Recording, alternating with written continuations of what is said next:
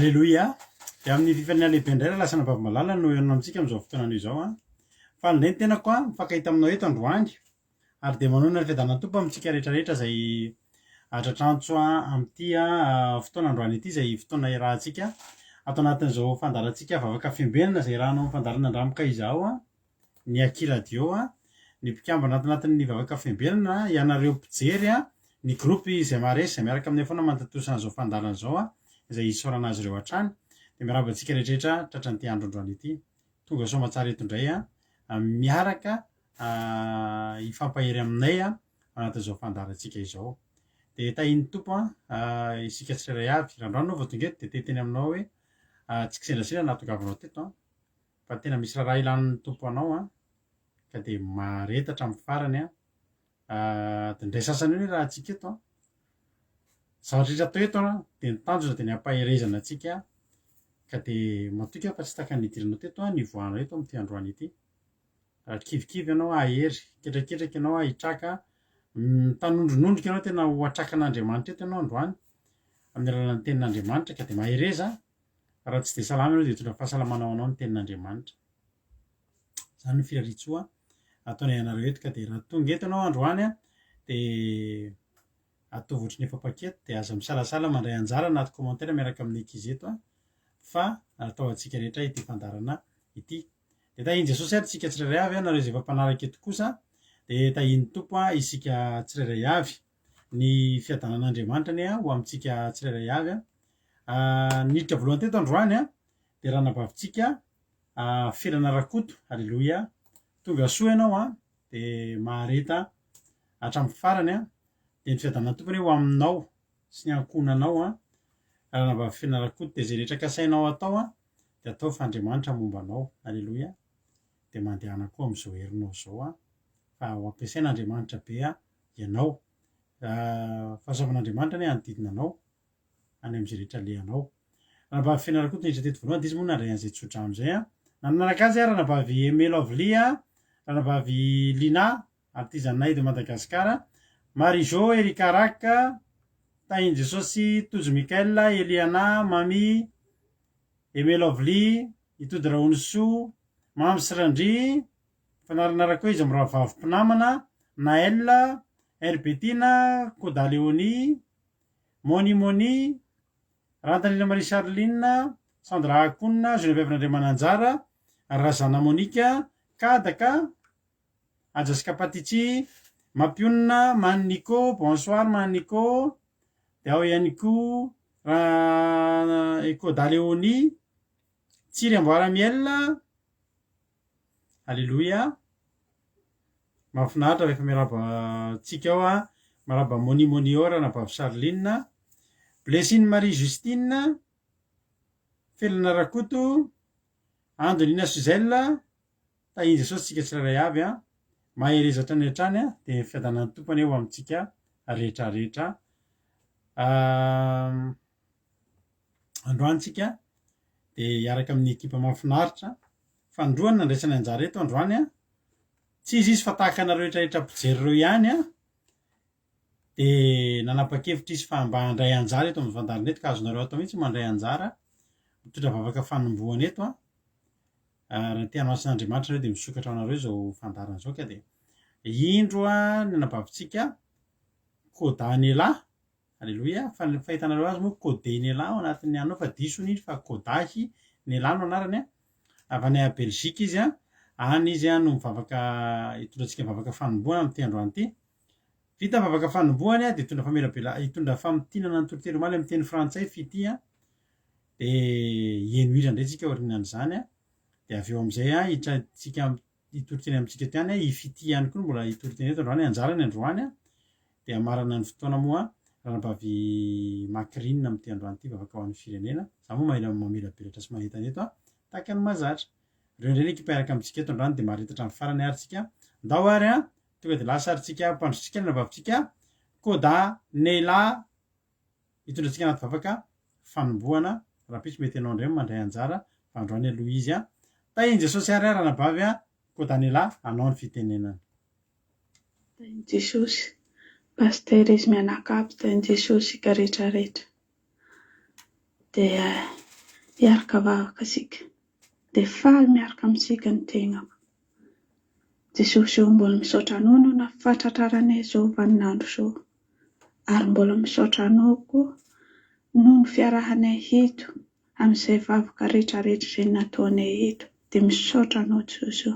Ary misaotra anao androany no ny firaisanay hito, fitrotrafanay rehetrarehetra hito.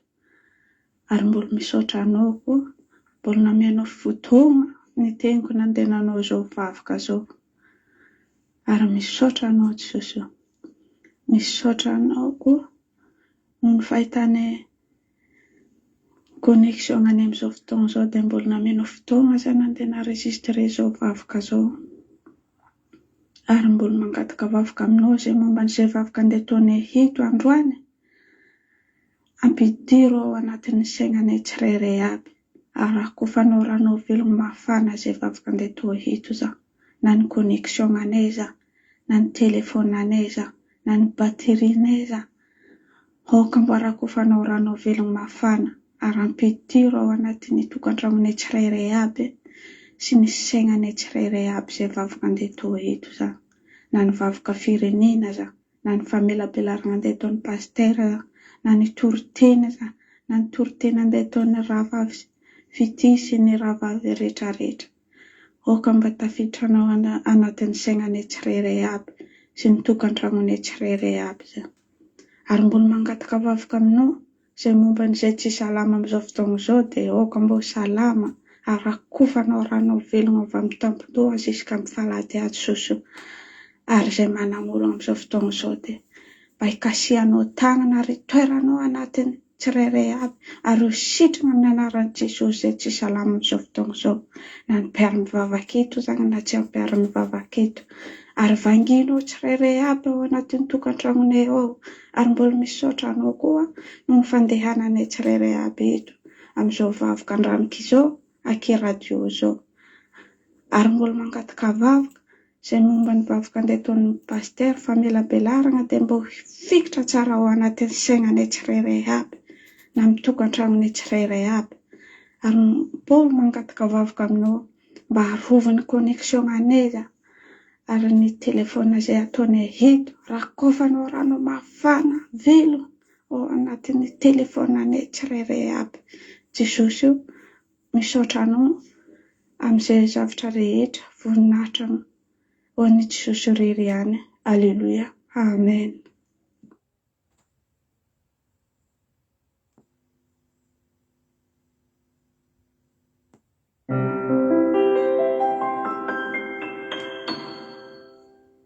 Que la paix de Dieu soit avec vous, frères et sœurs. C'est avec grand plaisir que je vous fais aujourd'hui le résumé en français du sermon du mardi 15 février 2022 qui nous a été partagé par notre sœur Angela You.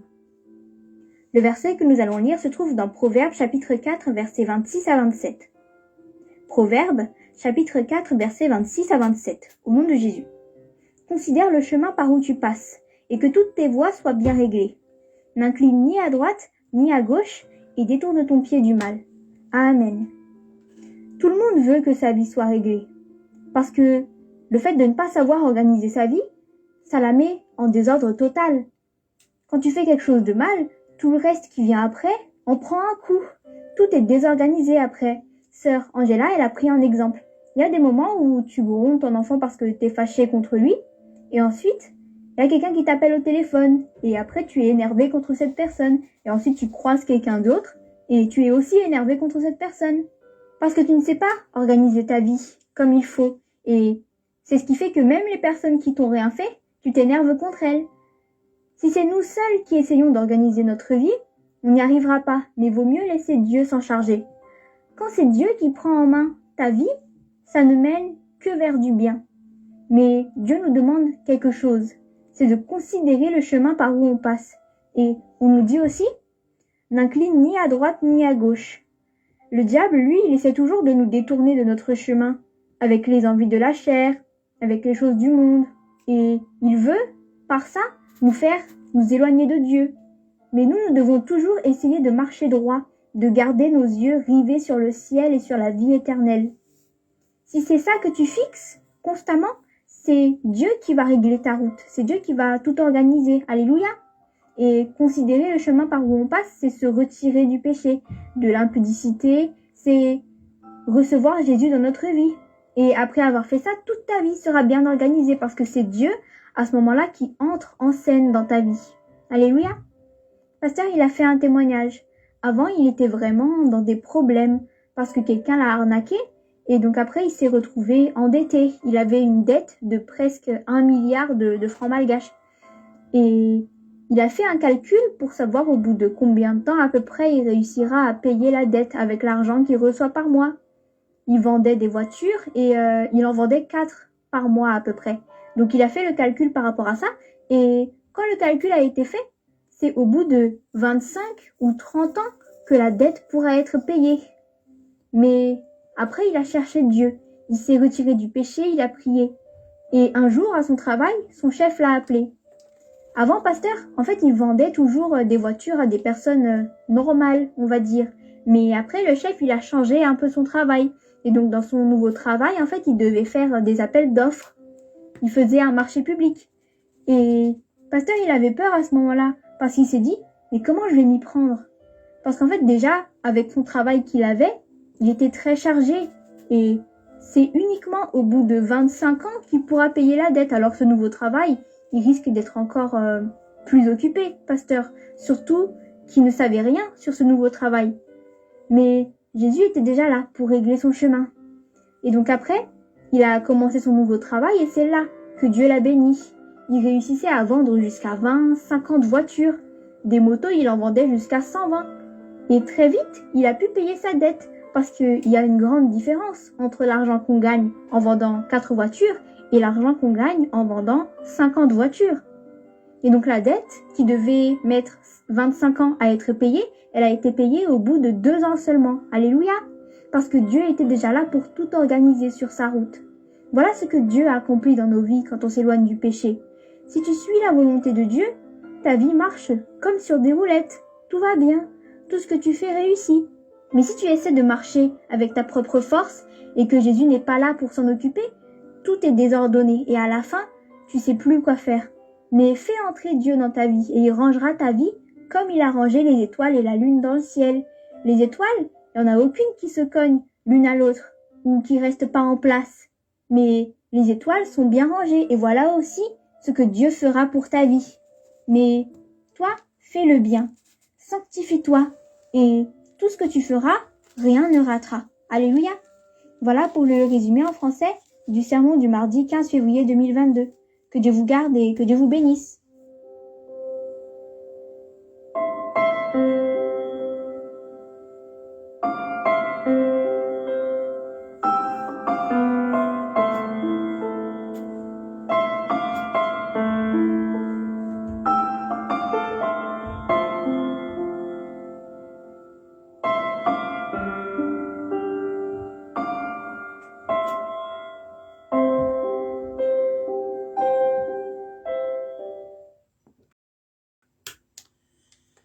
Sotra betsaka ny izy mirahavavitsika tao anatin'izay fanombohana izay a isaorantsika raha nabavintsika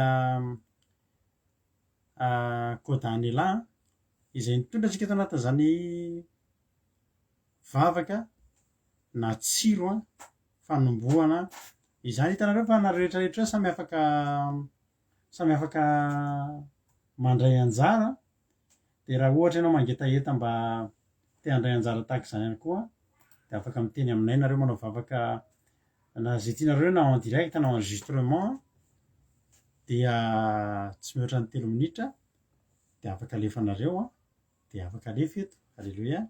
Vavaka fanombohana fametrahana fotoana am-pelatanan'Andriamanitra fa miainga amin'izany daholo ihany no hahatonga anao lasa mpanompon'Andriamanitra ho ampiasain'Andriamanitra be a fa dia ataovy ny dingana voalohany tonga soa nareo rehetra izay vonona andray anjara dia hotahin'Andriamanitra ary za dia mitsodrano hoe Andriamanitra hita manokana anao raha nabavy Kodanila ary ho tsaronao ny nandraisanay anjara teto ho valian'Andriamanitra amin'ny zavatra tena mivaingana ho tsapain'ny tananao any izany hoe vokatry ny fanaovanao asan'Andriamanitra izany koa dia mahereza mahatanjah tahaka izany ihany koa fity a misaotra ny fitintsika tamin'ny famidinana fa dia mahafinaritra foana ary mampahery a ary indrindra ao ambadimbadika eo misy olona tena mahery amin'ireny mahafantatra ny zavatra izay resahantsika eto ka dia misaotra fity a dia Jesosy a mpitombo anao hatrany hatrany a dia hitany fiainanao koa izy a dia hitrahatra indray ianao amin'ny herinandro dia mbola matoky izay mbola hanana fotoana foana ianao hanaovana famidinana dia tahiny Jesosy fity. Fabiola Zanakandava mbola tsy narabaiko teo tonga soa izay antsika mbavaka fa irosa amin'ny rano Batisa Tsoela Zamina kamaradin'i Jesosy tonga soa Jonatana Angela Io Tozy Mikael Nael Misfit Roli tonga soa daholo nareo Lantinirina i Aingo Nirina Rodriguez Zina Teoda Bert Sava Nambintso Makrina Preta Marie tonga soa daholo le Lantinirina isika rehetra faly ray ritovo zay mbola tsy narabaiko teo a dia tonga soa ianareo a dia mangala toerana dia mami koa tahiny tompo a dia hiditra amin'ny tenin'Andriamanitra ary tsika fa hieno hira aloha tsika mialohan'izay a rehetrarehetra izay. Fity ihany moa niverina amintsika eto hitondra tenin'Andriamanitra satria anjarany ny mitondra tenin'Andriamanitra androany. Tahiny Jesosy a zanahary ambony valera sady misaotra andreo koa mahakasitraka andry zareo a fa dia ireo mpandray anjara fa mampahery azy ireo a ny fandraisantsika anjara. Tahiny Jesosy ary tsika rehetrarehetra ahoary ero hira ray tsika ilahira ray tsika sy nanao an'ity hira ity alleloia dia andreo tsika hifampahery hoe tsy kamboty ianao na ohatry ny kamboty ary ianao a tsy amelanao rery Andriamanitra tsy amelanao rery Jesosy a dia andao ary tsika hanao an'ity hira ity a ao anatin'ity hira ity ianao hiomana tsara haka baiboly haka toerana tsara fa hiditra amin'ny tenin'Andriamanitra tsika ao aorianan'izay andao ary hiara hirintsika za matoky Jesosy a matoky anao alleloia.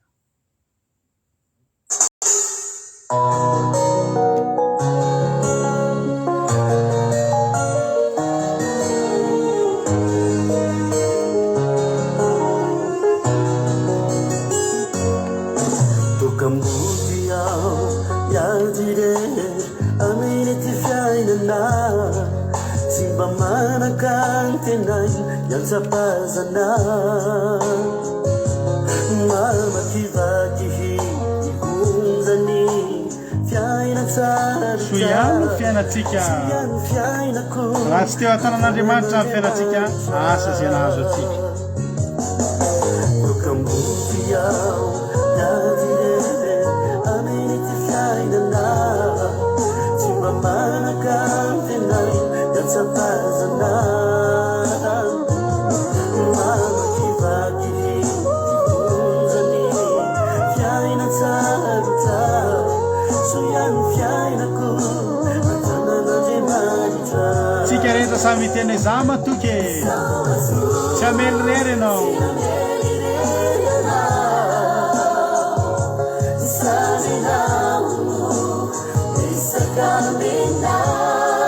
na misy ny ady dia mifaly ihany aloha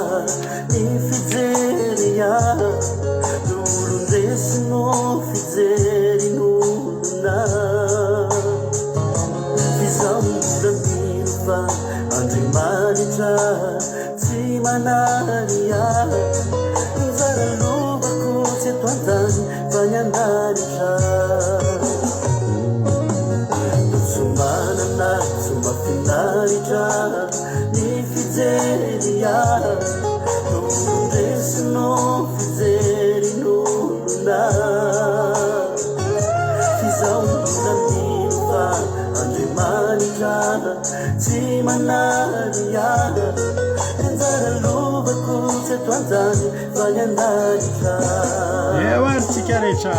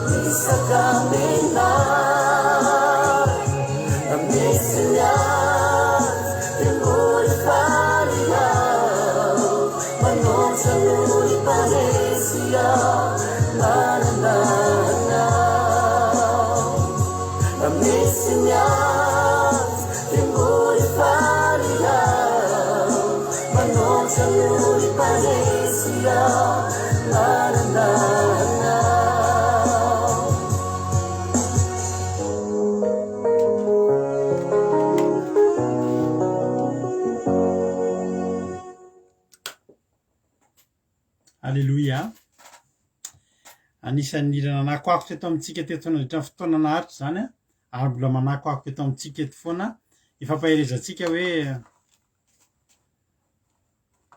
mety ny fijerin'ny olona anao ohatr' zay fa tsika olona mahery eo amin'ny Kristy tsika mahery eo amin'ny Jesosy tsika aza kivikivo zany ianao de aza ketraketraka zany ianao fa tanan'Andriamanitra miaraka aminao io tsy mba zava-poana ary tsy mba zavatra kely io fa io no miantoka ny herinao halleloia io no miantoka ny herintsika ka de tahiny tompo mahereza nahazo aina be tam'le hira tsara iny izy iny hira mahafinaritra iny hira mampahery manome courage antsika hoe na de indraindray tsika ohatran'ny jeren'ny olona ohatran'ny olona tsy de manahoana fa misy tanan'Andriamanitra miara-mandeha amintsika halleloia aza matahotra mbola tsy ndraha te zavatra angezabe akory ianao fa efa eto aloha de zay nivalitsika no elifanto tahiny Jesosy Verselina Yama Herbetina amboaratsika alleloia io amboaratsika tahiny Jesosy amboaratsika Zina Teoda Herbetina Nambintso Fabiola Zanakandapa efa nara-pevitra daholo nareo hiditra amin'ny tenin'Andriamanitra ary tsika hiditra amin'ny tenin'Andriamanitra tsika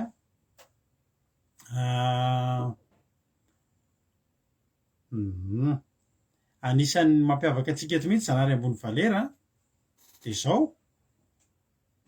be commentaire be tsika eto misy tafakatra fatareo misy fotoana tsika tafakatra 3000 ny 2600 commentaire tsika eto rehefa sabata zany no midika fa tena sady mifantoka nareo no tena miaina ao anatin'le izy no tena mandray anjara ao anatin'le fandarana de mahafinaritra be de isaorinan'i Jesosy zany de mahereza foana ataovy miaina ny fandarantsika de rehefa raha atao ny statistika zany tsy fantatry izy aminareo reto tena be mpiresaka indrindra eto izy aminareo am'ireny 1800 commentaire 2000 commentaire iny izy aminareo ny tena mba manana parabetsaka indrindra am'ireny commentaire reny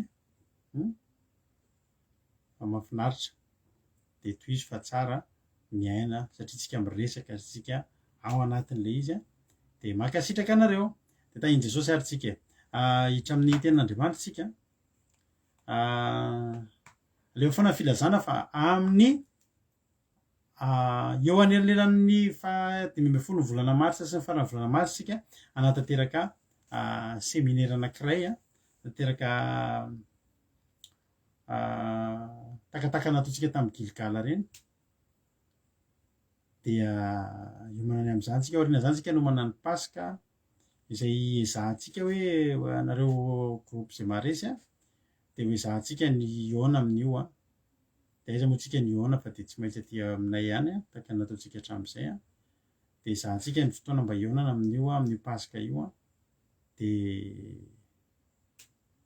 tsy mbola fantatra ny finondratsika nefa afaka iona za raha tsika amin'io mety mbola possible mbola afaka iona etsika mbavaka za moa dia matoky izay mivady dia matoky fa mbola ho tapahoana soamantsara tsika amin'io ka dia amboary sady ny programa fa hiara hitandrina pasika raha tadidinareo tao amin'ny groupe zay maresy a anisan'ny fanirianay hatramin'ny voalohan'ity taona ity no ny hoe mba hiara hitandrina pasika isika amin'ity ka dia tena hoe zay ny tsika mbavaka mba hatateraka atotosan'izany dia efa misokatra amin'ny tanatanaonareo foana moa varavaran'ny tokantranonay a dia ezaka tsika tia ny hatateraka ny pasika dia itony sabata lahady nareo vao mody efa vitany mampionina mandeha mody nareo fa tena avy nihinana ny lasopy tongotr'omby mampionina nareo vao mandeha mody amin'io alleloia zay ny faniriantsika dia tsika mbavaka alleloia pentecote ilay nataontsika naharitra be iny tamin'ny pentecoste taty an-trano daholo ny akabetsany ankizy ry Suzel avy any Suisse tonga taty ry Tody sy Jonathan sy Roly avy any Allemagne tonga taty nareo teto Frantsa tonga taty alleloia dia ataontsika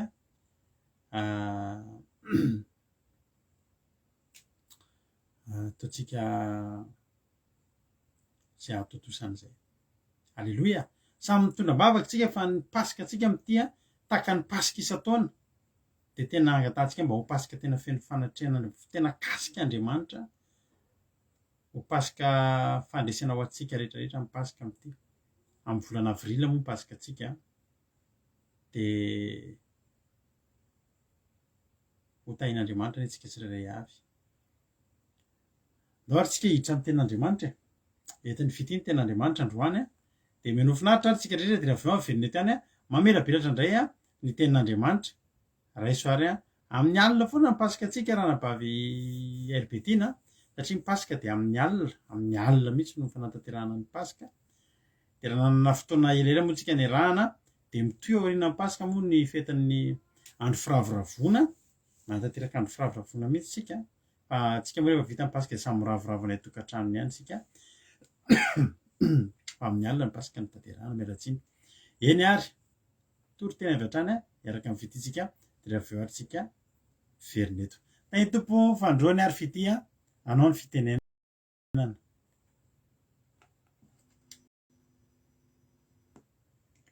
Tain'i Jesosy daholo tsika rehetrarehetra. Tain'i Jesosy dada dia fifaliana ho azy indray no nizaran'ity ten'Andriamanitra ity amintsika rehetrarehetra izay tonga teto amin'ity fandarana andramka izao ity dia ifampahery-tsika amin'ity alina ity. Ny ten'Andriamanitra ho jerentsika androany dia amin'ny Hosea 7:4-10. Hosea 7:4-10 amin'ny anaran'i Jesosy. Ary tsy mitarina amiko ao am-pony izy fa midradradratra foana ao am-pandriany. Mitangorona mitady vary sy ramboloboka izy dia mihodina miala amiko. Amen. Eto izany any zanak'Israely rehefa mandalo ady dia tsy ao amin'Andriamanitra zareo no mitaraina fa eo ambony fandriany zareo no midradradratra zareo. Dia tsika olombelona koa rehefa ohatr'izany. Rehefa mandalo ady tsika rehefa misy olana tsika dia tsika midradradratra eo ambony fandriantsika fa tsy ao amin'Andriamanitra nefa tsika tokony eo an-tongotr'Andriamanitra tsika no mitomany fa tsy eo ambony fandriana. Satria raha eo ambony fandriantsika fotsiny tsika no mitomany dia bongo maso eo fotsiny tsika fa tsy mivahakory le olana. Fa Andriamanitra tena hain'Andriamanitra mihitsy no mamaly ny olantsika na inona na olana ara-bola na olana ara-pahasalamana na olana anam-piasana na olana anaty tokantrano dia hain'Andriamanitra no mamaha an'izany. Fa tsika fotsiny no mila mitodika aminy ary eo foana Andriamanitra na aiza na roviana no miantso anazy tsika dia eo Andriamanitra afaka mamaly vavaka tsika. Eo Andriamanitra afaka manome an'ilay vahaolana mitadiavintsika.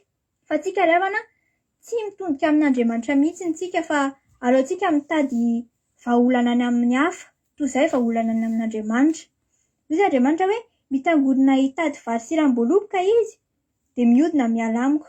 Zany hoe raha ny amin'ny hafa tsika no mitady vahaolana dia lasa miala amin'Andriamanitra tsika, lavitra an'Andriamanitra tsika. Nefany raha ny amin'ny hafa tsika no mitady vahaolana, raha ny amin'ny hafa tsika no mitaraina dia mety handiso fanantenana ihany ireo olo ireo.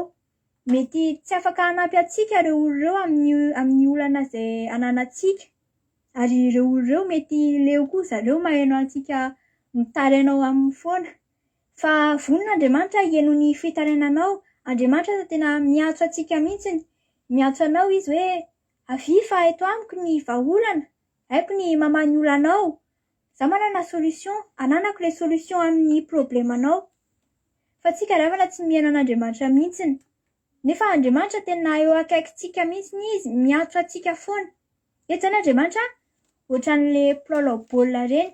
Hitanareo rehefa indraindray misy olona milalao baolina dia misy anankiray ananany le baolina dia misy mpilalao baolina anankiray hafa miantso anazy eo akaikiny.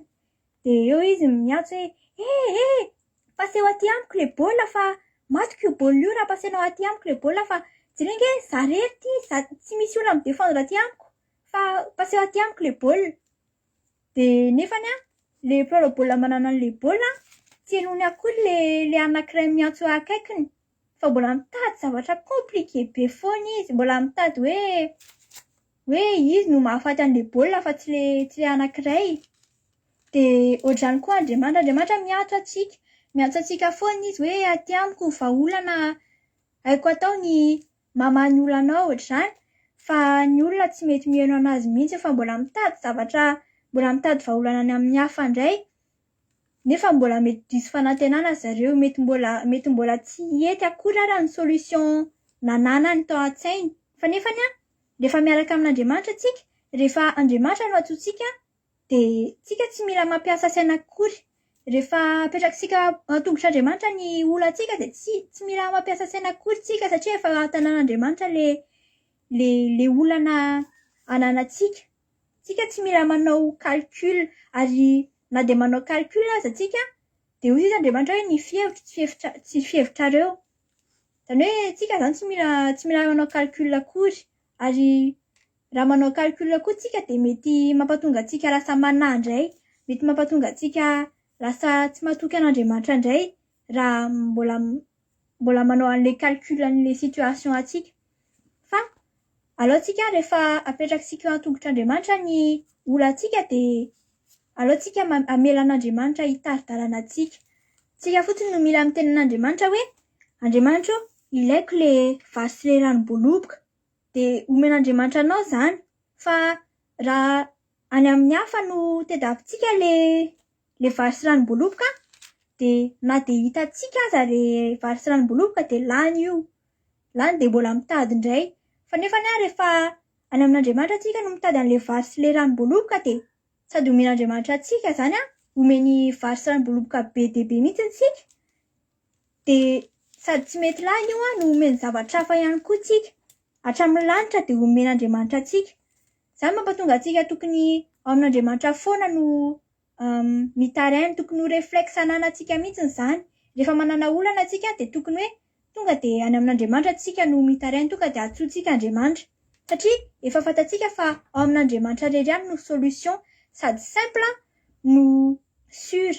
Dia isaky ny manana olana zany tsika dia ao amin'Andriamanitra tsika no mila mitaraina. Dia andaontsika tena tsy ala amin'Andriamanitra. Rehefa hitantsika Andriamanitra dia andaontsika tsy ala aminy.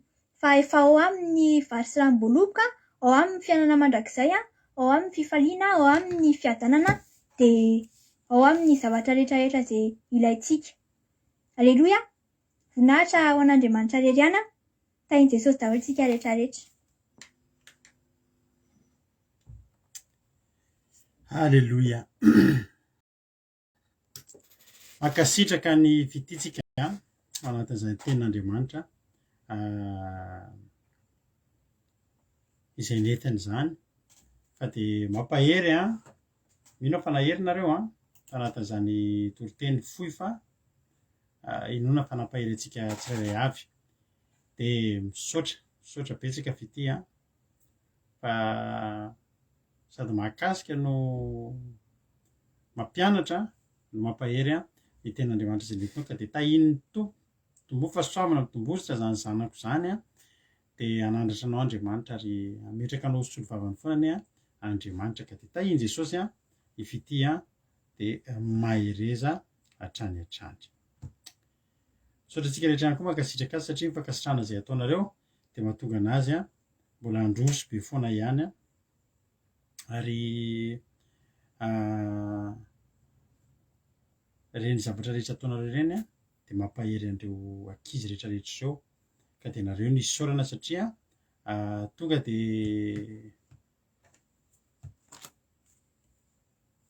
mazoto hatrandry zareo mahatanteraka an'ireny asan'Andriamanitra reny satria ampaherezinareo. Halleloia. Ka de mankasitraka de Jesosy hamaly fitia atsika tsirairay avy. Hosea 7 andininy fa 7 no nivakiny fity teto manao hoe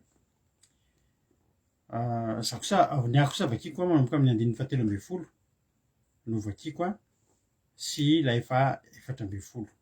Hosea 7 andininy 7 sy 7 manao hoe amin'ny anaran'i Jesosy loza andreny satria nandositra izy aringana izy satria mihodina tamiko za tahanavitra azy fa izy kosa de lainga mientiny milaza ary tsy mitaraina amiko ao am-pony izy fa midradradratra foana ao am-pandriny tangorona hitady valo sy ramboroboka izy de mihodina miala amiko.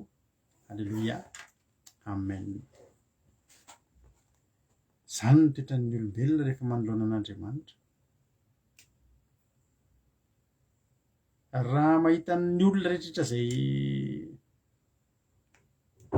mitsoaka ny antson'Andriamanitra rehetrika be dia be ny olona no mandositra antson'Andriamanitra.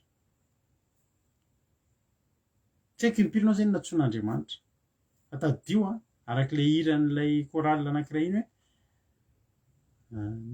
matetika nasambany anao no hiara-pitsapana toy izao de aoka zava tsara fa misy tiany ambara sady antso anao izy antso anao.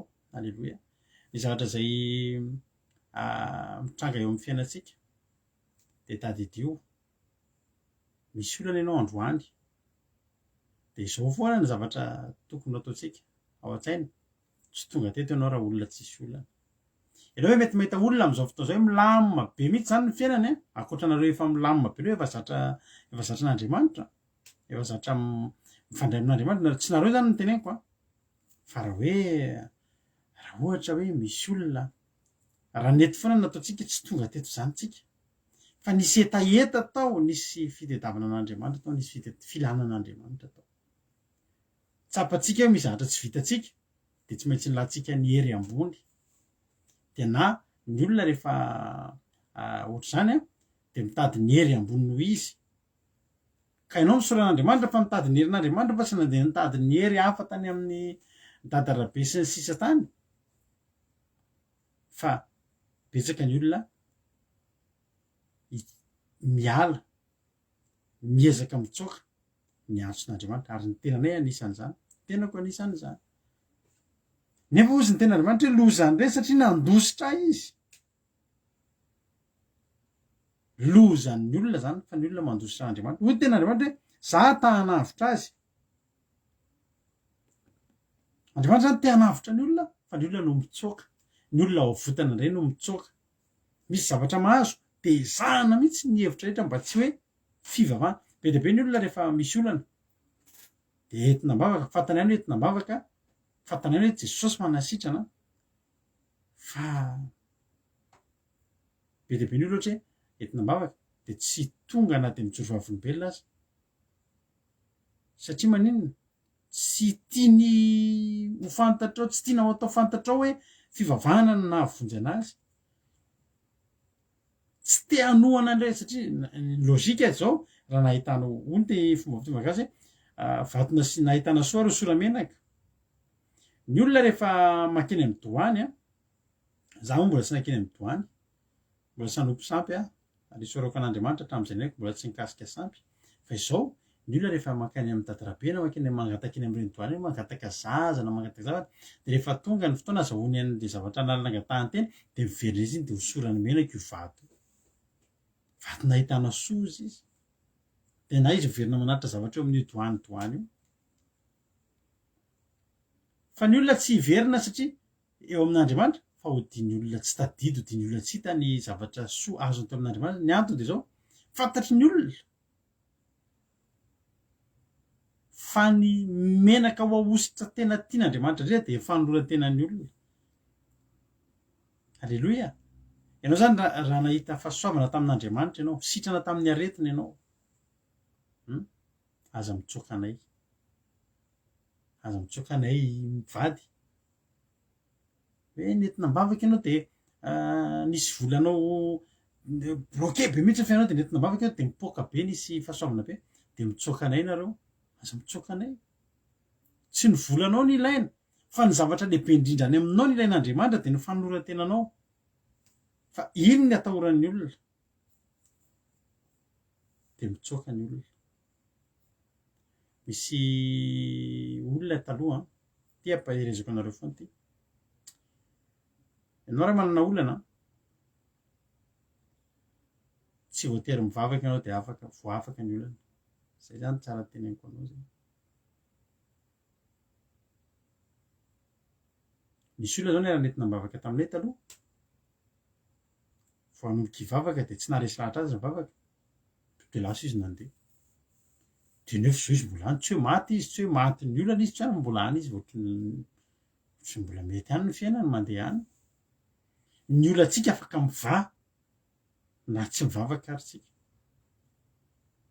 Andriamanitra tsy manao zany hoe natsoina tamin'ino de tsy nentina natsoina de hoe vonoina nefa tandremo ihany koa fa ny devoly tsy misangy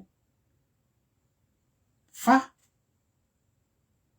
ny mampalahelo de zao fotoana rena ahafahan'Andriamanitra ny antso anao iny, fotoana rena ahafahan'Andriamanitra ny sambotra sy nahababo anao iny zavatra nitranga iny fa ianao ny ala. De ny ten'Andriamanitra hoe loza andreny satria nandositra izy. Loza ho an'ny olona zay mandositra an'Andriamanitra satria ao ambadimbadika ao misy zavatra tsisy ilaina afa-tsy Andriamanitra ao aloha ao. Misy olana angelamana tena tsisy afa-tsy Andriamanitra ny vahaolana amin'izy. Teneniko anareo zany. Zaho izy anao na tahanavitra azy. Andriamanitra na te hanavitra fa ny olona tsy mety. Ary hoy ny ten'Andriamanitra amin'ny 7:20 ny vakiny fity am'izay. Ary tsy mitaraina amiko ao am-pony izy fa midradradratra foana ao am-pandriany.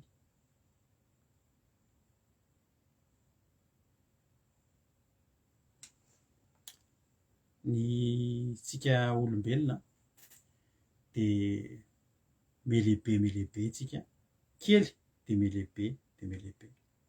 Rehefa mbola zaza tsika de tsy manana ninninona afa-tsy tomany ny ahafahantsika miteny fa misy zavatra tsy normal amin'ny fiainantsika. Vao teraka ny zaza de mitomany izy de jerena hoe leno io zaza io. Toy izy neny hoe tsy leno io fa efa fotoana tokony hisakafoanana zao. Nefa indray raha efa nisakafo mbola toany sao de mba misy zavatra mahazo io zaza io. Tsy fantatro inona mahazo azy. Jerena ny kosy mahaina. Jerena vao avy misakafo sao de misy folaka. Tsisy afa-tsy ranomaso. De ohatra antsika rehefa zaza varam-panahy vao manomboka mivavaka tomany foana.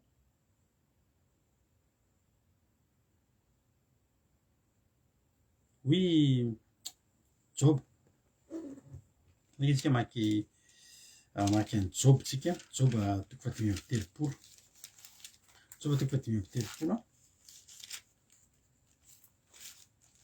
Andiny fasivy. Hoy ny ten'Andriamanitra hoe noho ny abeazan'ny fampahoriana no hitarainan'ny olona. Eny, minananany izy noho ny sandriny mahery. Minananany. Misy zavatra kely tsy mahita azy. Tsy mody raha am'zay. Tsisy vola. Oin foana. Minananana. Misy olona ohatr'izany mihitsy mitaraina. Teova jereo ahy. jereo ty fiainako Jehova ay Nicolas njaza tsy voaloha ay Jehova sakafo koa angety tsisy andaotsika hivavaka Jehova aiza zay vatiko zay tomany nananana ianao efa manomboka ame lehibe anao aza minananana ntsony hoy le tenin'Andriamanitra hoe minananana izy noho ny sandry mairy nefa tsy misy manao hoe aiza Andriamanitra mpanao azy mahatonga fiderana amin'ny alina hatramin'izay ianao ny nananana aiza ianao Jehova ay tsisy afa-tsy olana tsisy afa-tsy vo misokatra eo aniva hivavaka ianao dia olana ny tantarainao misy hira anankiray zay tsy mba lefa nisy mampionety mihitsy zay hira zay fa hira mitaraina tena sady menimenina sy monomonina amin'Andriamanitra fotsiny le hira fa tsy teneko anareo te indra le hira fa tadidy mampionaka am'izany hira zany hatramin'ny voan'le izy ozy zay mivady ozy mampionana ry dada ity olona mamorikiri ty ozy izy tena olona tena mpimenimenina amin'Andriamanitra fa le hira tsisy afa-tsy fitaraina sy famezatsian'Andriamanitra aiza ny tena zao ve ny fiainana eto Andriamanitra nananana misy zany nananana fotsiny nefa ozy joba nefa tsy misy manao hoe aiza Andriamanitra raha nanana fotoana nananana ianao Jehova ity fiainako e jere ty fiainako e ozy le Hosea teo hoe aiza izy teo tsy mitaraina amin'ny kaopony izy fa midradradratra foana ao mpandriny inona dika zany midradradratra foana ao mpandriny zany inona moa nataontsika eo mpandriny matory ny olona tamana be eo ambony fandrina dia le teny antsika hoe kamo fa ny fandriny zany koa dia endrika torimaso eto zany misy olona manana olana dia ny ataony tsy mitaraina am-pony izy hoe tena mba vavaka tena anina fa eo am-pandrina hoe sady mitaona vonona ny atory izy ary tsy vonona ny itsangana ary misy olona tsy vonona ny vavaka ary tsy vonona ny fo ara-panahy mihitsy fa hitadin'Andriamanitra anaty torimasom-panahy ao Andriamanitra nefa mamoa antsika amin'ny torimaso sika Andriamanitra tena miteny mitsangana dia mihazava fa tonga ny fahazavanao miantso anao Andriamanitra mba hifoha amin'izay ary le olona ato reto dia tenen'ny tenin'Andriamanitra fa tsy mitaraina aminy kory izy tsy mitaraina ao am-pony kory mba hoe misy vavaka mba tena mahakasika an'Andriamanitra ianao angeravana le vehivavy anankiray mikasika ny lamban'i Jesosy voakasika fotsiny Jesosy toetsapan'izy hoe misy mikasika iza le mikasika teo fa fantatry Jesosy fa io vehivavy io le izy ny vavakitsika mila mahakasika an'i Jesosy rehefa mivavaka ianao dia atao vavaka mahakasika an'i Jesosy aza atao vavaka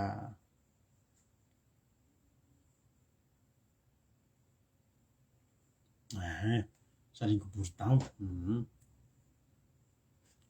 aiza ny commentaire anareo matory dia manonovy tsy efa tsy mitantara olana dia tsy mba mahay midiran'Andriamanitra zany ka izay misy le voalaza tao amin'ny Joba teo io tenen'ny Zuzelle io raha venantsika vakina le Joba teo izay misy tenin'ny Elio tamin'ny Joba misy olo izy dia minananana izy fotsiny no ny sary rehefa tsy mba manao aiza Andriamanitra mpanao izay mahatonga fiderana amin'ny alina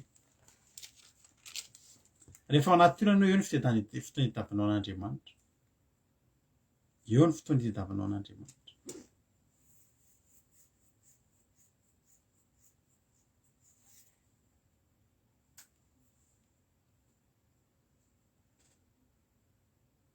misaringo boritambo zany misaringo boritambo inona teo misaringotra de inona teo voritambo de ohatrandreny olona vorokitsay misaringo boritambo reny zany ohatrany katrami zany de hoy ny ten'Andriamanitra hoe tsy mitarena amiko ampony izy ianao manomboka androany a misy zavatra olana amin'ny fiainanao tsy voatery manao vavaka betsaka ianao fa ataovy zay atonga ny vavaka io ny akasika an' Jesosy io vavaka mikasika an' Jesosy nge mety ny akikely ny fotsiny takarina akikely ny fotsiny akasika kely lampan' Jesosy de sitrana izy. Alleloia. Ny atao hoe mitarenao am-po de manao vavaka avao anatin'ny fo vavaka tena miresaka sy mitarena amin'Andriamanitra tena miteny amin'Andriamanitra fa tsy manao vavaka mplivava.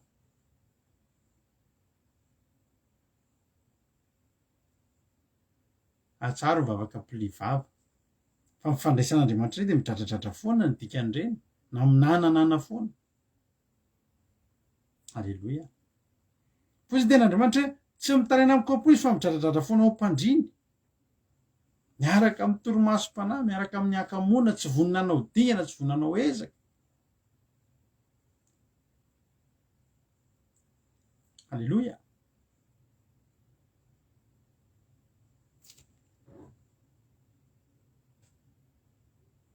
Ary ny tena loza de hoy ny ten'Andriamanitra mitangorona hitady vary sy ranom-boaloboka izy de mihodina miala amiko.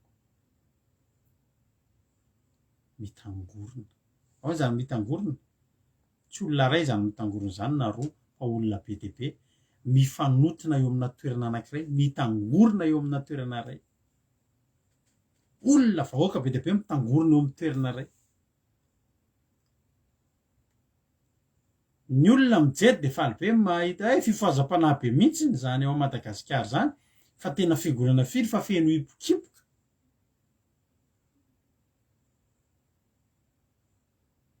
Fa zao ry havana malala Andriamanitra mahita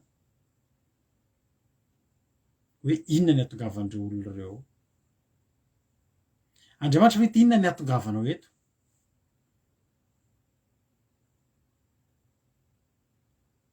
Fa fantatr'Andriamanitra fa ireo olona ireo mitangorona hitady vary sy ranom-boaloboka.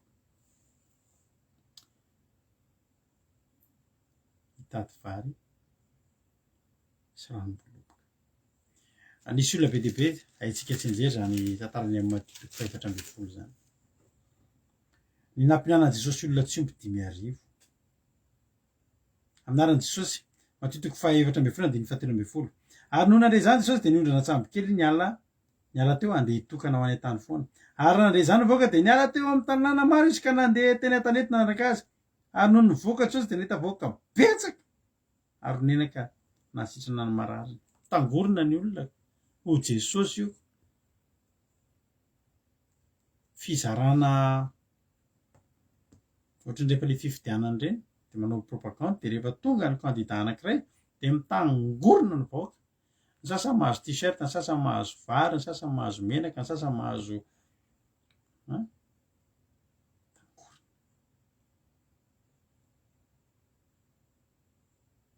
afantatr'Andriamanitra ny nampitangorona ny olona. Ary teto reto olo reto de zao ny zavatra nitranga no ny hariva ny andro de nanatona azy ny mpianatra nanao hoe tany foana ity ary efa hariva ny andro raha vao mivoaka mba kanesana any amin'ny vohitra hividy hanina ho azy. Hoy Jesosy taminy tsy tokony handeha izy menareo hanina izy. Hoy ny mpianany taminy tsy misy aty aminay de afa-tsy mofo 5 sazan-drano roa ary hoy izy eto aty amiko zany. De nasainy nipetraka teo ambonin'ny ahitra ny vahoaka de niraisiny mofo 5 sazan-drano roa de niandrandra ny lanitra izy ka nivakiny de nisaotra izy ary noho efa nivakiny mofo de natolo ny mpianatra ary ny mpianatra koa zany nolotra ho an'ny vahoaka ary nihinana avokoa izy rehetra ka de voky ary nangono ny sombotsombony sisa sy lany ka de nafenoarina 12 ary zay ninona de tokony 5,000 lapa tsy ny zaza-mbehivavy. Voky ny lozy ny olona so ihany fa tonga so ihany tsika fa taty ozy ny olona sasany zay le manoteneko fa nanenina reo tsy tonga taty mofo sy trondro be be de ho avela fotsiny tam'izao everiny olona fa iny le fitahina tsy ino ny fitahina ry havana sombony faran'izay kely indrindra sombony farak'izay kely indrindra tena hoe tena kely indrindra tamin'ny fahasoavana azon' Jesosy omena an'retolo reto mofo sy ny hazan-drano zavatra indray mihinana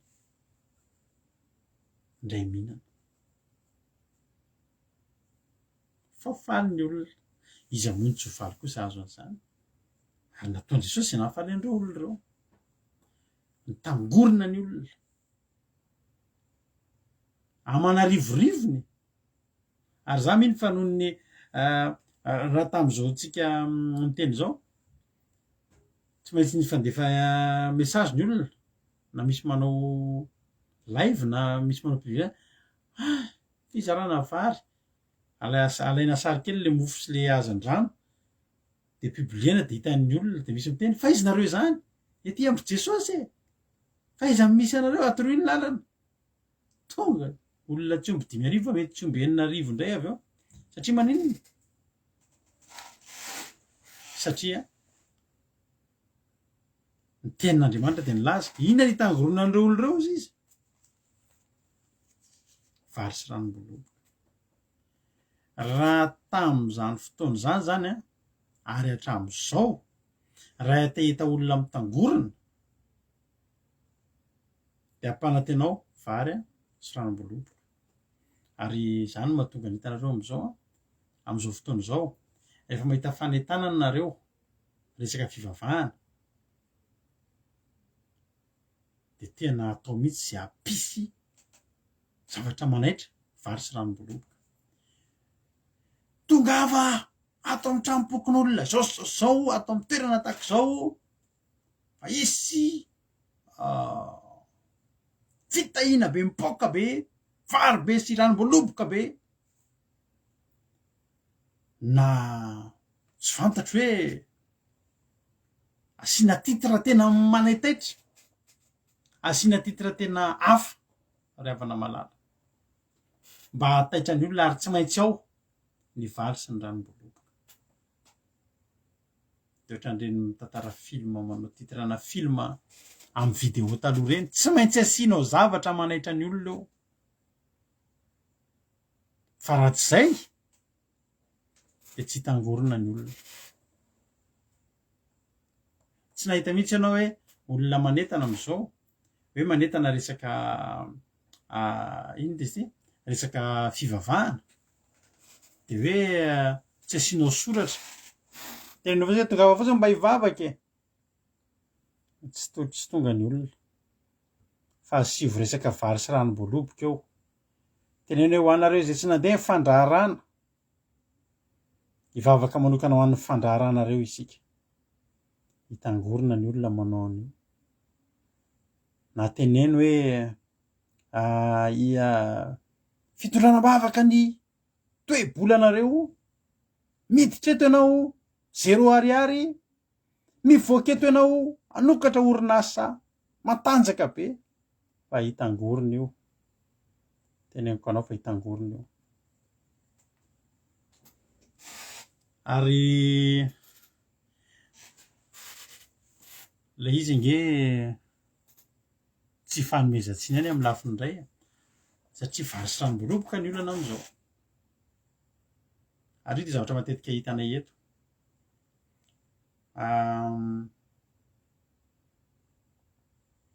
misy nge raha Naël rehefa te ho tonga ny olona de tena misy fiaraha-misakafo misy sakafo ao an'izay rehefa tonga de misy sakafo arinany fotoam-bavaka fa tsy maintsy misy olona foana tonga eo efa akaiky rava izy vao tonga tsy le fotoam-bavaka ny ilainy fa le sakafo arinany fotoam-bavaka fa zao ny tena marina na re ny olona mety tsy matsapanao tsy mahitanao ohatr'izany fa tadidio fa Andriamanitra mahita antsika Andriamanitra mahita antsika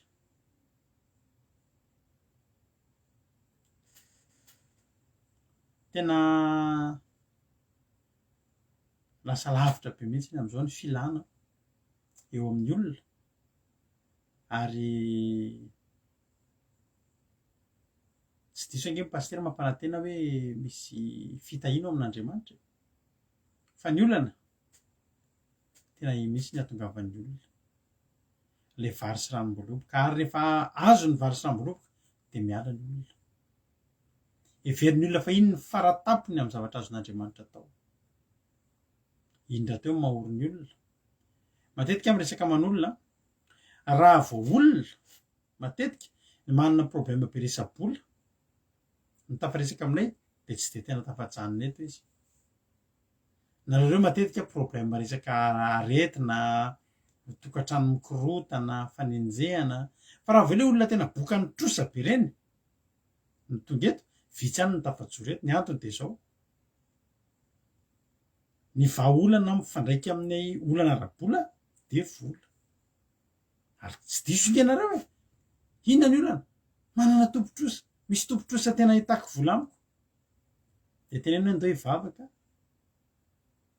sarotra aminao ny iny hoe vavaka ve ndao anaraka fandarana alefa aminao ny fandarana toy izany hoe ngaty afaka etoko any amin'ny tompotrosa hoe tonga zany ny tompotrosa hoe aona le vola toy izany hoe vola aloha tsy misy fa fandarana misy raha mba milonareo mety vo me ampitombon'ny tompotrosa sy ny zanany vola ka zay mihitsy ny zavatra hitan'Andriamanitra eto reo ozy izy vary sy ranom-bolobaka no mampitonga andreo mpitangorona raha tenao hitangorona zany ny olona am'izao hitady an'Andriamanitra dia tsy Andriamanitra no ataonao miariary fa vary sy ranom-bolobaka jerenao tsara rehefa tonga ny fotoana any amin'ny Jaona any any amin'ny bokin'ny Jaona teo zany ny olona tamana be mihitsy tena ay tsisy ny ala ny olona Jesosy sotry anandra-tanana mivavaka ka teo amin'ny mofo sy ny sisa fa jerenao tsara any amin'ny Jaona toko fahenina rehefa nitory-teny Jesosy ozy Jesosy hoe nyteniny amin'ny mofinaina Jesosy Jaona toko fahenina sy raha dia 22 soramany dia nitoriany Jesosy ny amin'ny mofinaina mofo ihany le izy dia vatatra mofo zay le mofo fa mofinaina fa tsy mofo topaina na mofo gasy na raha manonaka fa mofinaina any hoe mofo naina zatra tsy hita fa tsy hohaninao mivatana akory hoy Jesosy hoe zany mofinaina hoy Jesosy hoe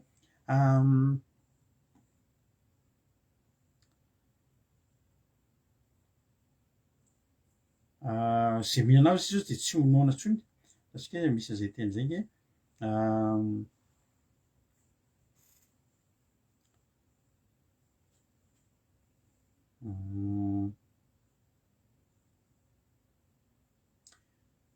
lazaiko amin'ny 17 ary lazaiko marina dia marina aminareo tokoa izay mino no manana fiainana mandrakizay zany mofinaina nilazanareo nihinana manantany hevitra nefa maty any ity ny mofo izay nidina avy any an-danitra mba tsy ho faty izay mihinana azy izany mofo velona izay midina avy tany an-danitra raha misy mihinana ity mofo ity dia ho velona mandrakizay ary mofo izay meko dia mofo dia nofoko ho fiainan'izao tontolo izao dia tezitra ny olona dia nifanditra ny Jesosy ka nanao hoe ataon'le ioaona reny no fanome nofo ny hoantsika aby Jesosy taminy lazaiko aminareo marina dia marina koa raha tsy mihinana ny nofony zanak'olona sy misotro ny rano ianareo dia tsy manana fiainana ao aminareo izay mihinana ny nofoko sy mihinana ny rako no manana fiainana mandrakizay ary za anangana azy amin'ny andro farany fa ny nofoko ny tena fihinana ary ny rako ny tena fisotro izay mihinana ny mofoko ny nofoko sy ny misotro ny rako no mitoetra ao amiko ary za kosa ao aminy ary tahaka ny nandrahan'iray velona ary za koa velona amin'ray dia tahaka izany no hinana no tahaka izay koa izay mihinana no velona amiko ity ny mofo izay nidina avy tany an-danitra tsy tahaka ny razana izay nihinana nefa maty any fa izay mihinana ity mofo ity dia ho velona mandrakizay zany teny zany no lazainy tao amin'ny sinagoga ary nampianatra tao Kapernao izy 140 amin'izay no tsaratsara ka maro tamin'ny mpianany nandre dia nanao taminy hoe Sarotry zany teny zany. Iza no mahay haino an'izany? Hitanao? Tsy vonona akory ny olona andinika hamakafaka amin'izany tenin'i Jesosy zany. Zao fotsiny zavatra fantatry ny olona. Inona hono ny fean'le izy ao? Azafady tompoko, azafady indrindra tompoko. Miala tsiny. Hoy le olona hoe hatramin'izay zany a tonga de mofo hita maso teo. Janona teo ny olona 5:00 raha kely indrindra. Tsisy nody. Tsisy na tsy azo izay any an-tranony ahoana ny any an-trano. Fa ny zavatra fantatra eto misy mofo. Fa teto indray Jesosy nitory mofo ihany a. Fa niteny mofo tsy hita maso am'izay Jesosy. De hozy ny olona, atao ahoana no sarotra be zany teny zany. Hitanao? Eo am-pandriana izy manao an'io. Tsy vonona ny anakatra, tsy vonona ny anao ninninona. Fa ny vononany dia ny hihinana ihany. Ary rehefa niteny an'izany ny olona, fantatr' Jesosy ny taompolo fa nomonmonina tamin'izany ny mpianaka de hoy izy, matafotoana anareo ve zany? Tafotoana zany ny olona satria diso fanantenana, mofo hohanina, tsakotsakoana no nietretiny. Fa nefa Jesosy ny tonga teo aminy. Vary sy ranom-boaloboka no nendrasany. Nefa tenin'Andriamanitra ny voarainy. Vola ravim-bola no nitadiaviny, nefa tenin'Andriamanitra no nizaraina taminy. Toky fotsiny no nomena azy. Ohatranay, tao anatin'ny trosa. Fa olana ara-bola nitadiavina tamin'izany. Olona 450 no nanam-bola tamiko tamin'izany. Reo olona 450 ireny teny tamiko daholo hoe hanagadra anahy. Ka ny vahaolana nilaiko tamin'izany a dia tsy corona io fa tena nievina nisy matsiaro a. De zao 450 isany olona nanam-bola tamiko tamin'izany. Reo olona 450 reo mitovy aminareo mijery eto reo zany nanam-bola tamiko daholo. Ary ny teny daholo fa hamotika ny fiainako. Na ny nanana 2 tapitrisa tamiko, na ny nanana 70 tapitrisa tamiko dia hanapotika daholo. Fa nampanantenaina fotsiny aho tokony menatana hoe ho afahan'i Jesosy io. Aiza? Tsy aloha hoe namba misy tsikatsy. Toko ve no menaranahy hoe manerambontsy moisy fa dia 1 million ary. Tsisy na ny ariary. Ny mpanompon'Andriamanitra nampairanay tsy nanome anay tompoko na ny ariary. Hoe ty andoavitrosanao. Donc zany ry havana. Halleloia. Ny zavatra menanao eto raha boka ny trosa ianao, tsy vola andoavanao trosa. Satria tsy zany no namahan'Andriamanitra ny olonay. Fa toky, teny, mofinaina. Halleloia. Ary tsy takasy ny olona. Zao ny tena problème.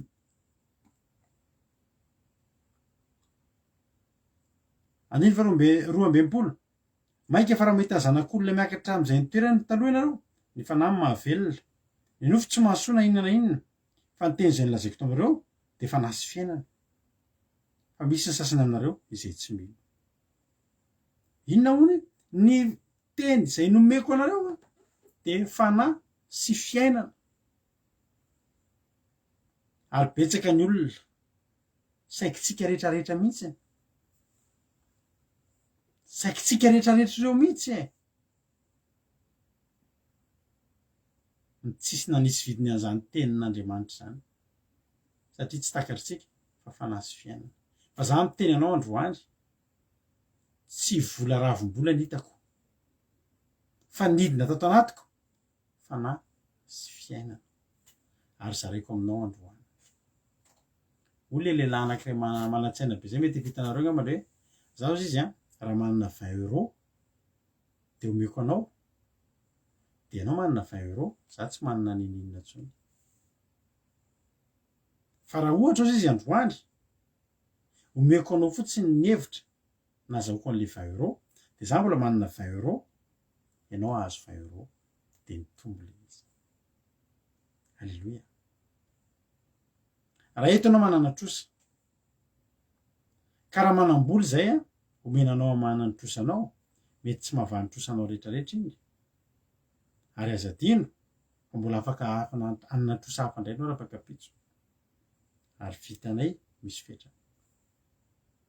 Hoy Jesosy tamin'ilay vehivavy Samaritana, ianao ange izy raha io rano iosotronao, rano ny fatsakana, mbola angetaeta ihany ianao. Fa raha ny rano izay omeko anao dia tsy angetaeta intsony ianao, fa io rano io hiboiboika ao anatinao. Hoy ilay vehivavy, mba meo amin'izany rano izany aho hosotroko. Ry havana, raha vola nanolonao an'Andriamanitra, misy vitany vola, betsaka ny zavatra vitany vola.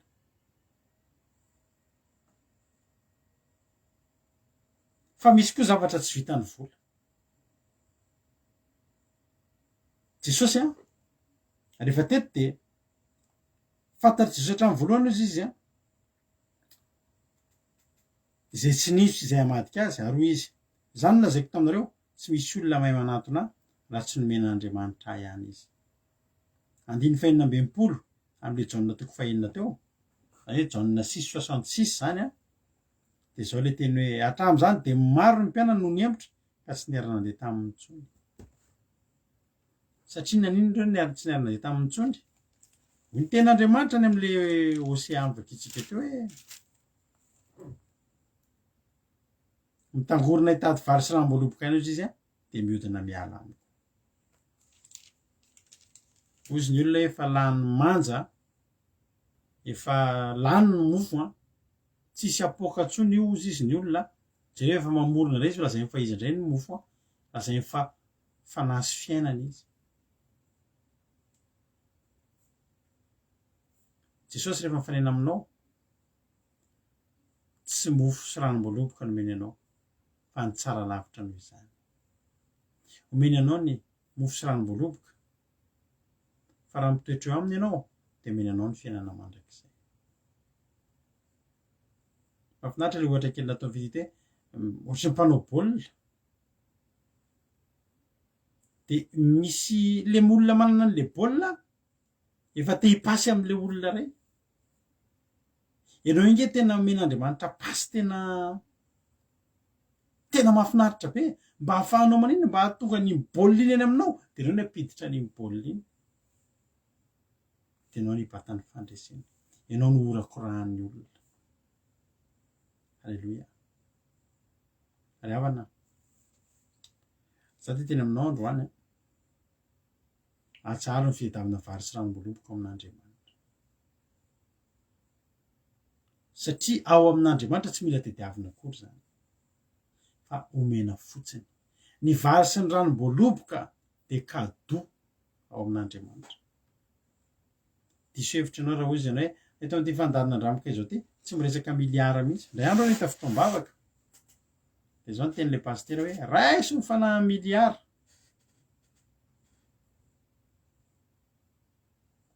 Ry havana, rehefa jerentsika enkeo amin'ny baiboly ny dikan'ny hoe mamona dia vola. Ratsy be zany mandray fanahy miliara zany ry havana malala. Tena za mihitsy masoko mihitsy nahita an'izany sady sofoko mihitsy nandre an'izany fa sao dia venao rehefa mamona raiso izy ny fanahy miliara dia raisy ny olona tokoa. Ratsy be ange zany ry havana. Zany mamona zany dia hoy ny tena androany, tsy hainareo manompo tompo roa. Tompo Andriamanitra ange zany mamona zany, vola ny dikan'izany. Raha tena hoe raha dinihana zany zavatra zany tena teneniko anareo fa dia vola ny raisina amin'izany. Miala tsiny aminareo, mety misoke anareo zany fa mety tsy mitovy ilay zavatra takaritsika, fa za tena miteny anareo ary mampitandrina anareo fa dia vola ny azo amin'izany. Satria manino? Fanahafa tsy hainareo manompo tompo roa za tena Andriamanitra nampoarin'Andriamanitra aminazy tompo. Ozy tsy hainareo manompo tompo roa, tsy hainareo manompo an'Andriamanitra sy mamona, dia jereo ny dikany mamona. Vola, mamona égale vola. Tsy hoe mamona égale bodana, mamona égale aserahana, fa mamona égale vola. Dia iza moa zany mihina ilay miliara? Vola. de raiso fanahy miliara raiso zany mamoana raiso mamoana ny dikany zany de raha mamoana manapaka anatao de tsy andriamanitra manapaka anatao ary tonga de fanahy miditra am'izany fa tandremo ray mantsika te miliara kosa ve de ho avely fotsitra de andana ry antanio daholo ny olona rehetra rehefa nahazo miliara daholo zay mba fanontaniana atao ka nareo azakivy hoe tsika eto to tsy rady rakotsanamo to tsy mba miteny an'izany mihitsy tsy mba mitsodrana antsika azo miliara fa ngazy efa le hitanareo mahantra nareo nge tsy mahantra tsony efa manaraka eto ianao mandray tsara ny zavatra zaraina eto ny fanahy fahantrana miala voalohany eto aminao eto ary fanahy fahantrana zany tsy hoe olona 4 fa misy olona hitanao manan-karena fa misy fanahy fahantrana ao anatiny iny miala fa ny zaraina aminao eto de ositra halleloia amen ositra andriamanitra fahanao mavory arena azo atao manan-karena fa raha hitangorona ianao amin'ny mofo vary sy voaloboka tsy maintsy hiala amin'andriamanitra ihany ianao avy eo fa raha andriamanitra mihitsy ny tianao azo ao amin'ny arena sy ny voninahitra azy ny arena sy ny voninahitra de manan-karem-pahasoavana ianao manan-karem-pahasoavana ianao tena manan-karena ny fahasoavan'andriamanitra rehetrarehetra hainao zany hoe tsy manan-java-mahory tsy manan-java-mahory zany aho de ohatr' zao tia zao eto miaraka amy t-shirt keliko ty fa amin'ny fotoana misy zavatra ilaiko de za tsy orian'iny zavatra iny sady fa amin'ny fotoana iny ilaiko de azo zahay manana finonoatra zay mivady ohatra misy zavatra ilaina na zavatra tsy maintsy de ny anay zao fotsiny hoe androany tsisy eo fa amin'ny fotoana ilanan'io rovina ny ilaina amy latsinainy latsinainy iny tonga eo halleloia lahady alina iny tonga eo lahady maraina iny tonga eo latsinainy efa andalina antsika tonga eo mbola tsy eo iny androany tsy maninona zany tsika tsy mahantra misy banky eo an-danitra ao de amin'ny fotoana voaina zay tokony anao tsy ory ny zava-tsoa ary tsy manan-java-mahory ohatr' zay ny fiazakazana any amin'ny mofo any amin'ny vary any amin'ny voaloboka de reo hiala amin'andriamanitra ozy fity hoe tsotra angery avany zany miaraka amin'andriamanitra zany manaraka azy fotsiny ao fonao sy ny sainao sy ny fanahinao de na tsy toriana an'izany ary ianao hoe vola rena miliara ry ohatr' zao any ka lasa ny problème am'le izy de zao lasa tapalatsaka ny propin'andriamanitra am'izao tsy maintsy mandeha ho azy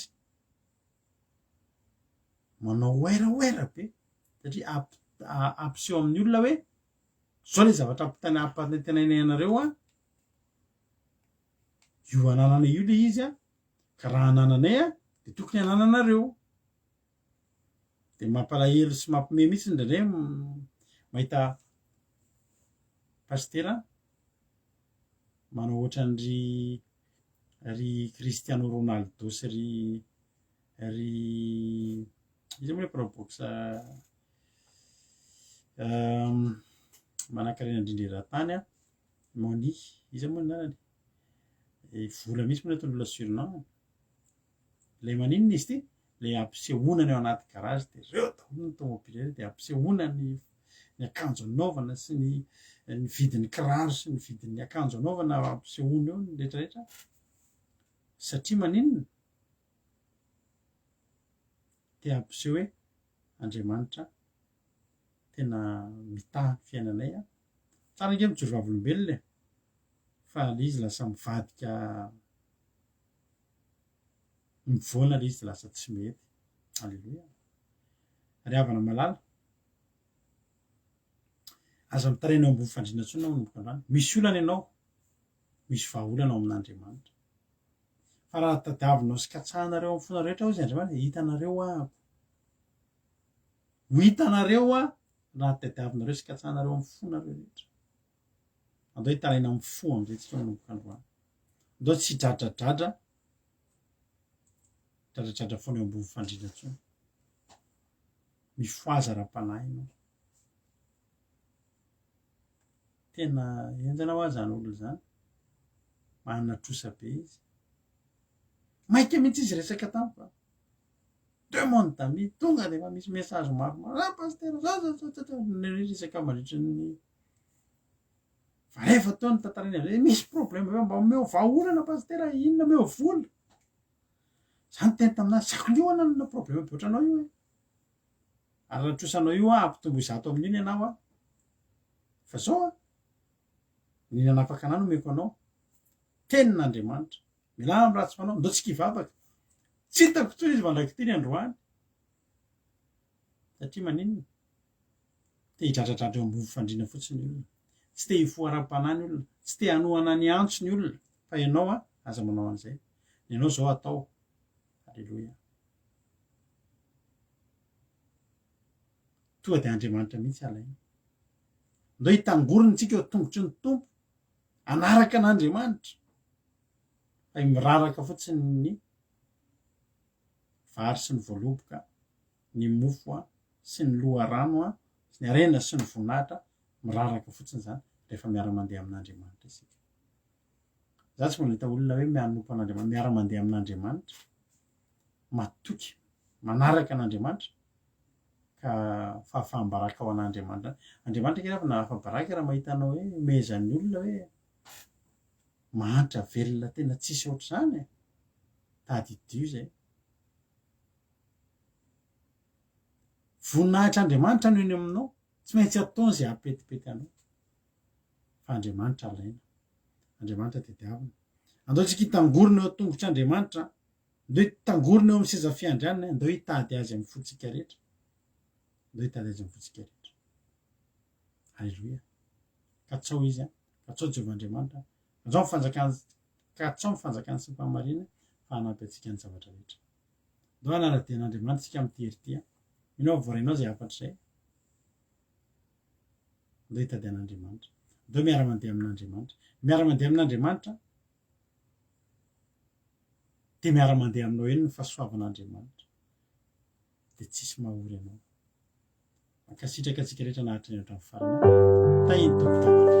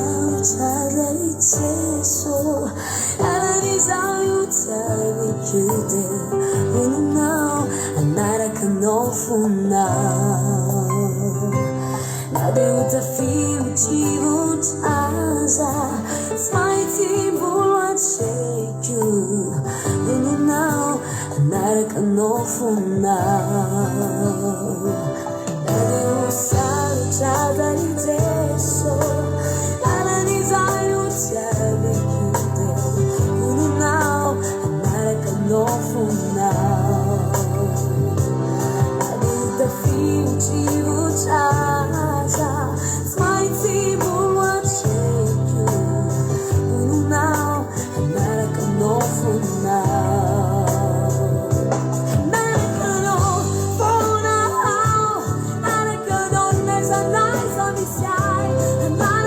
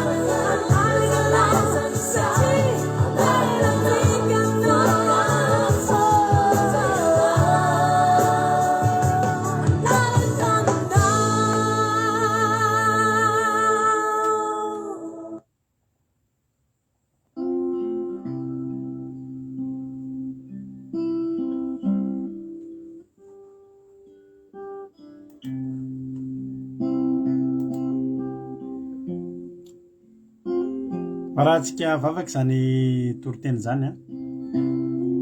Andotsika iteny androany hoe Jesosy a tsy ny vary sy ny ranom-boaloboka ihany ilainy zany ry havana. Ilaina ny vary sy ny ranom-boaloboka amin'izao fotoana indrindra amin'izao andro mafy zao. Fa sao takony ny vary sy ny ranom-boaloboka ny fanjakan'Andriamanitra miandry antsika. Manana lanitra atao tanjona isika ry havana. Apahany kely indrindra amin'ny fanjakan'Andriamanitra zany vary sy ranom-boaloboka zany. Nda ho diso hevitra tsika fa tsy vary sy ranom-boaloboka no ivavahantsika fa fiainana mandrakizay. Ary tonga eto amin'ny fandarana tsy mpizara vary sy ranom-boaloboka fotsiny ianao fa fandarana miezaka mampizatra anao sy mitondra anao hibanjina ny lanitra fa ho an'ny an-danitra isika ry havana.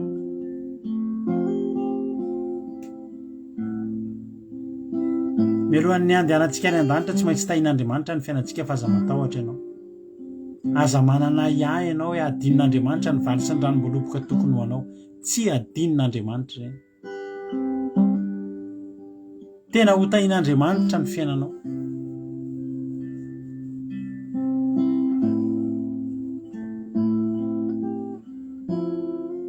Fa aoriana ny nananao ny vary sy ny ranom-boaloboka omanin'i Jesosy anao ny fiainana mandrakizay. Aza mitaitaina ny amin'ny ho avinao amin'ny ara-nofinao zany. Lanitra aza sokafan'Andriamanitra ho anao very havana. Lanitra aza sokafan'Andriamanitra ho anao very havako.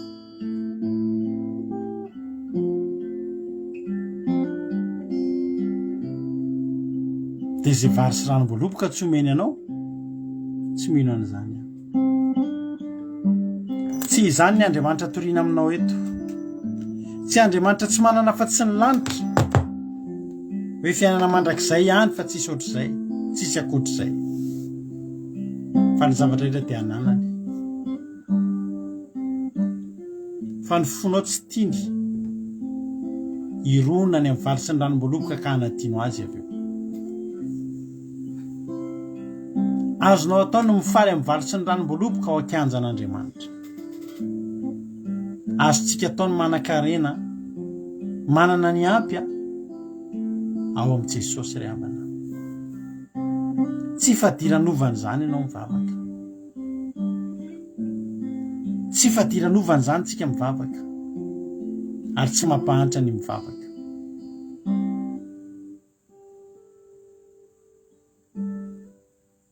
Ho tahin'Andriamanitra ny isika tsirairay avy. Manomboka androany dia ataovy lehibe ao am-ponao zany hoe za Jesosy ho any an-danitra. Ataovy lehibe ao am-ponao zany hoe fiainana mandrakizay. Dia oka tena hisy poangeza be ao aminao mihitsy zany hoe fiainana mandrakizay.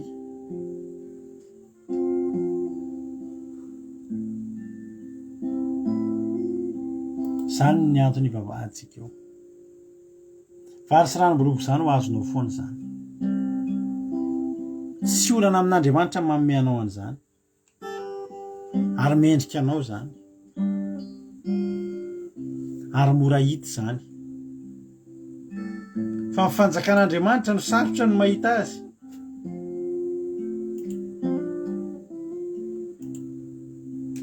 Ary izay no tokony hitandremantsika.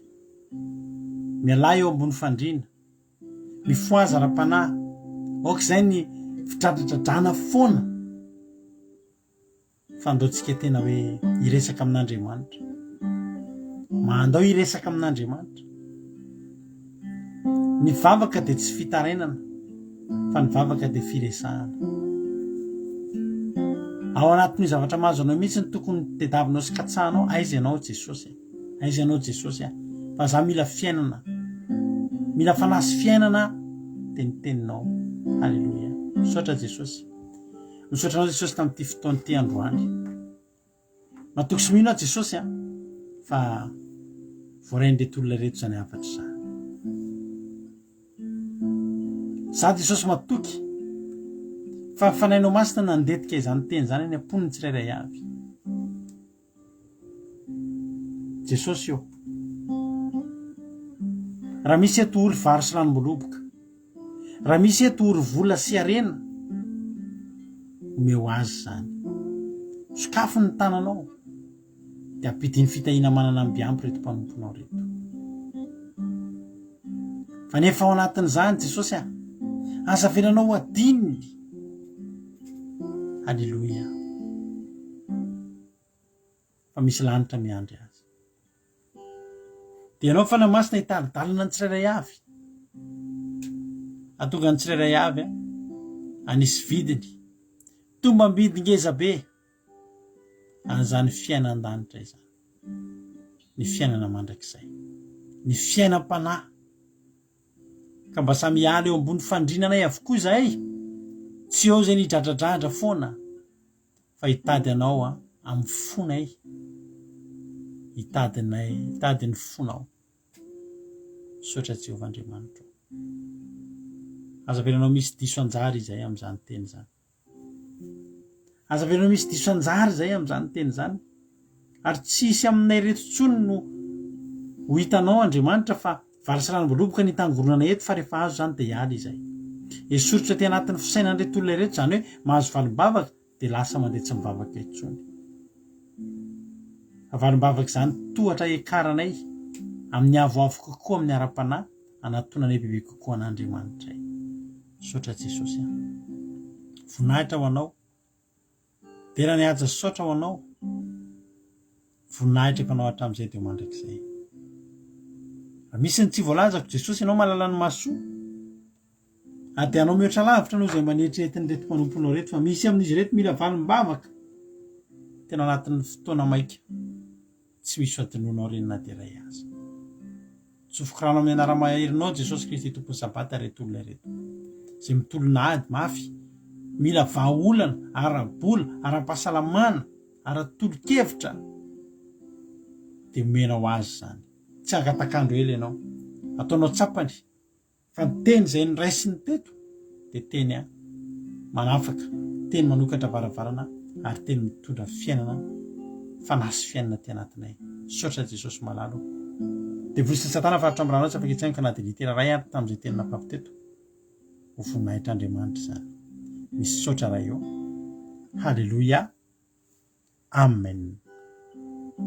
Hivavakantsika amin'izao fotoana izao ny firenena.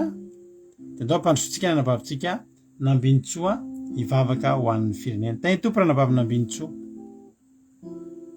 Tahiny tompo pastora dia tahiny tompo tsika rehetra. Mbola mitsotra an'Andriamanitra tokoa atsika mbola misy fotoana androany dia miheno antsika ny teny ary dia misy fisandrantana ho an'Andriamanitra koa zany teny zany satria mbola manilaka atsika hoe mbola manaton'Andriamanitra amin'ny fontsika rehetra fa tsy hitomany eo ambony fandriana foana atsika rehefa mananako fa manatona an Jesosy Kristy tompo dia misaotra an'Andriamanitra avindrindra ny seza fiandrianan'Andriamanitra fa tena mbola mankaty anay foana ny satria mananatra anay amin'izay rehetra mbola tsy sitraka ny foana eo izay rehetra mbola mamatotra anay izay mbola hoe fanantenany rehetrarehetra dia mbola tohinao foana zahay Andriamanitra lehibe ianao Andriamanitra tsara ianao Andriamanitra sady mpanao tsara no mpandamina zavatra rehetra Andriamanitra ovy ny fiadanana ianao Andriamanitra misandrata amin'ny avindrindra ny anaranao ka mbola manitsy anay hoe tsy hangataka eo ambony fandriana hidradradratra eo ambony fandriana foana zahay Jesosy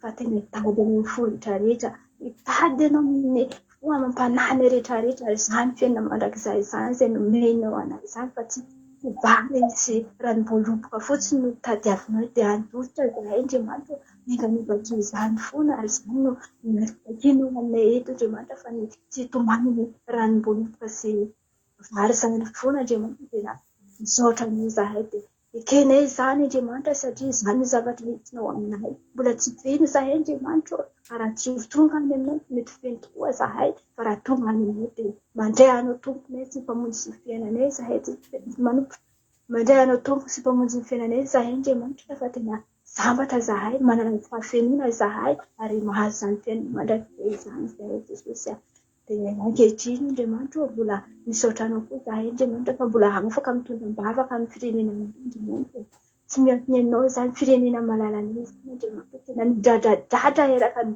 tany rehetra Andriamanitra midradradratra mitomany tena hoe efa feno fidradradrana izany firenenana izany nefa tsy manam-pinoana aminy fony izy ireo Andriamanitra ho aizy Andriamanitra mpanatreho izy ireo Jesosy nitavanao Andriamanitra ary mangataka ny famelan-keloka amin'izy ireo Andriamanitra miandrafo amin'izy ireo mamela heloko izy ireo fahotana rehetrarehetra izay mbola tsy araka ny sitraponao amin'izy ireo Jesosy tena mpanota ny firenena Andriamanitra ny vahoaka rehetrarehetra manjaka ny von'olona mangalatra na manjaka ny halatra rehetrarehetra Andriamanitra tena afa-tsy izany Andriamanitra be ny fahotana be ny zavatra mifampibetsy amin'ny firenena ny vahoaka ao Andriamanitra ny marary Jesosy ny marary ao amin'ny hopitaly Jesosy ambaka zio fony izy ireo Jesosy mba mitodika eo anatrehanao ny mahantra tsy manampy amin'ny fa indrindrandrindra koa ny mpitondra fiangonana Jesosy mba zio fony izy ireo Jesosy mba tsy hampanantena ny vary